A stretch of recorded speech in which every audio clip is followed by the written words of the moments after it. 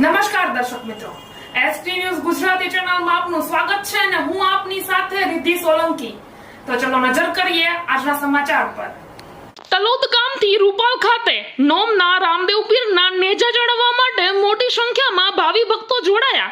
તલોદ શહેર તથા તાલુકામાં ગામે ગામ રામદેવ પીર મહારાજની નવરાત્રી ચાલી રહી હોય ત્યારે આજે ભાદરવા સુદ નોમના દિવસે ભાવિ ભક્તો દ્વારા ઠેર ઠેર ઉજવણીના ભાગરૂપે અબીલ ગુલાલ ઉડાડી વાજતે ગાજતે ભગવાનની શોભાયાત્રા કાઢી રામદેવ પીર મહારાજના મંદિરે નેજા ચડાવી 12 બીજના ધણી એવા બાબા રામદેવ પીરના દર્શન અને પ્રસાદીનો લહાવો લઈને ભાવિ ભક્તો દ્વારા ઉજવણી કરવામાં આવી હતી।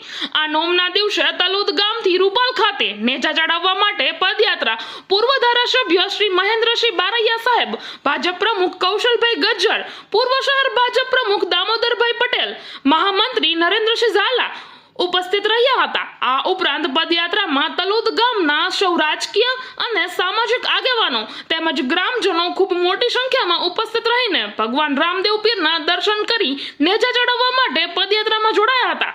Reporter Dilip Parmar, ST news Gujarati, Talod, Sabarkantha.